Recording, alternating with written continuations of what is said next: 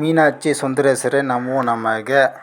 இப்போ ஒரு ஊரில் ஒருத்தர் கரகம் எடுக்கிறாங்கன்னு வச்சுக்கோங்களேன். வருஷமாக ஒருத்தர் கரகம் எடுக்கிறாங்கன்னா, அவங்க திடீர்னு இறந்துட்டாங்கன்னா, அவங்க குடும்பத்திலேயே அவங்க சொந்த மொத்தத்திலேயே ஒருத்தர் மேலே சாமி ஆடும்.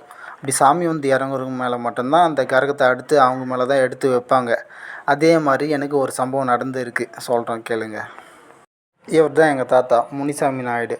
அதாவது பாட்டா சொத்து பேரனுக்கு தான் சொந்தம் அப்படின்னு சொல்லுவாங்க. எங்கள் தாத்தாவும் எங்கள் ஊரில் கிராமத்தில் கரகம் ஒருத்தர் எடுப்பாங்க. அது கூட கத்தி எடுத்துன்னு போவாங்க. காப்பு கட்டி மஞ்சள் கலர் வேஷ்டியில் கத்தி எடுத்துன்னு போவாங்க. இப்படி கத்தி எடுத்துன்னு போயிருந்தாங்க எங்கள் தாத்தா ஒரு 50 வருஷமாக. எங்கள் தாத்தா இறந்து அடுத்த வருஷம் நான் மதுரை மீனாட்சி அம்மா கோயிலுக்கு போய் வந்தேன். கோயிலுக்கு போயிருந்தோடனே என் மேலேயே முதல் இறங்குச்சு மீனாட்சி. இறங்கி அவர்களால் கொஞ்சம் எங்கள் ஊரை கொஞ்சம் காப்பாற்றி விட்டுச்சு. அடுத்து எங்கள் பேர் தான், எங்கள் அப்பா பேர் தான் பத்திரிக்கையில் போடுறேன்னாங்க. நாங்கள் தான் வேணாம் அப்படின்னு கொஞ்சம் விட்டு விலகி நின்றோம். ஏன்னா அது ஒரு சில காரணம் இருக்குது. ஆனால் நான் விட்டு விலகி நின்றாலும் அந்த மீனாட்சி அந்த சிவனும் என்னை விடலை. அதுக்கடுத்தது சிவனும் என் மேலே இறங்கினார். நானும் திடீர்னு என்ன ஆச்சுன்னு தெரியல, மயனகொல்லிக்கு வேஷம் போடணுன்னு ஆசை வந்துச்சு. மயனகொல்லிக்கு வேஷம் போட்டேன், சிவபெருமான் வேஷம். அடுத்து மறுபடியும் மதுரைக்கு போய் வந்தேன். இந்த வாட்டி மதுரை மீனாட்சிக்கும் சுந்தரேஸ்வரர் துணையாக சுடல மாடை இறங்கிட்டார். நான் காவலுக்கு நிற்கிறேன், நான் காற்று நிற்கிறேன்னு அவர் இறங்கிட்டார். அவர் இறங்குனால நம்ம மயனகொல்லிக்கு சுடல் மாடை வேடமே பக்காவாக போட்டேன். நான் முடியும் வளர்த்துன்னு இருந்தேன். முடிவெட்ட பயங்கரமாக தடுங்கலாச்சு. இந்த சுடல மாடை வேஷம் நான் கண்ணமங்கலம் மயனகொல்லிக்கு போட்டது.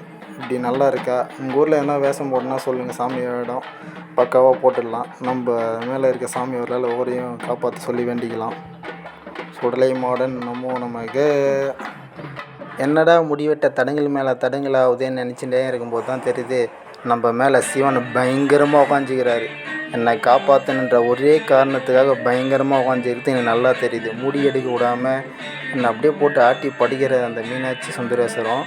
நான் ஊரை விட்டு வெளியே போகக்கூடாதுன்னு பயங்கரமான தடங்கள் மேலே தடங்களாச்சு. ஆனால் நான் ஊரை விட்டு வெளியே போகாமல் தடங்கள் மேலே தடங்களாச்சு. உன் வாழ்க்கையில் இது நடக்கும், அடுத்து இது நடக்கும், நீ வெளியே போகாத, ஊரை விட்டு வெளியே போகாதுன்னு சொல்லினே இருந்தாங்க. ஆனால் ஒரு லெவலுக்கு மேலே என்னை யாராலையும் தடுக்க முடியாதுன்ட்டு எல்லாருக்குமே தெரியும். ஊரை விட்டு வெளியே போகிறதுக்கான காலமும் வந்துச்சு. ஆனால் இப்போ நான் தனியாக போய் ஆள் இல்லை, நமக்குள்ளே சிவன் இருக்கார். ஏகா சந்தோஷமாக இருக்க வேண்டியது தான். ஆதி சிவனே நம்மளை காப்பாற்ற துடிக்கிறாருன்னா நம்மளோட பிறப்புன்றது சாதாரண பிறப்பு கிடையாது அப்படின்னு நல்லா புரிஞ்சுக்கினேன். சிவசக்தியை வணங்கி வந்துட்டு இருக்கேன். மீனாட்சிக்கு எனக்கு மதுரையில் நான் வேஷம் போடணுன்னு ஆசை. மதுரை மீனாட்சி அம்மனுக்கு நான் சுந்தரேஸ்வரம் போட வைப்பேன் அப்படின்ட்டு அந்த அம்மாவுக்கு ஒரு ஆசை. அடுத்த வருஷம் மதுரையில் சித்திரை திருவிழா சுந்தரேஸ்வரர் வேடம் போட்டுருவேன். ஆனால் இந்த சுந்தரேஸ்வரரை தேடி ஒரு மீனாட்சி வரணும். அவள் வந்தால் தான் சுந்தரேஸ்வரர் வேடமே போட முடியும். பார்க்கலாம், என்னை தேடி என்னோட மீனாட்சி வரலான்னு. என்னை தெய்வங்கள் விட்டால் போதும், நான் மதுரையிலே போய் கூட இருந்துருவேன். ஆனால் அந்தளவுக்கு எனக்கு ரொம்ப பிடிச்சி போச்சு மதுரை. அந்தளவுக்கு பயங்கரமான சாமி. எல்லா சாமியோட பவரும் மதுரையில் தான் நல்லா உணர்ந்தேன். கடவுள் இருக்கிறதே நான் மதுரையில் தான் உணர்ந்தேனே.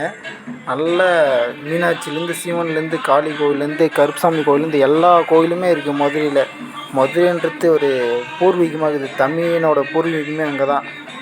சிவனோட திருவிளையாடல் நிறைய நடந்திருக்கு அங்கே தான். மீனாட்சி அம்மனும் குழந்தையாக பிறந்து ஒரு 18-20 வருஷம் மதுரையிலே தங்கி வாழ்ந்துருக்காங்க. மதுரை மண்ணிற்கு அவ்வளவு சக்தி இருக்குது. அந்த மண்ணில் நான் பிறக்கலன்ட்டு ரொம்ப வருத்தப்படுறேன். மீனாட்சி அவர்கள் இருந்தால் மதுரையிலே கூட போய் தங்கிடுவேன். பார்க்கலாம் என்ன தான் நடக்குது என் வாழ்க்கையிலன்னு. மீனாட்சி சுந்தரேஸ்வரர் இருக்காங்க, பார்க்கலாம் என்ன நடக்குதுன்னு.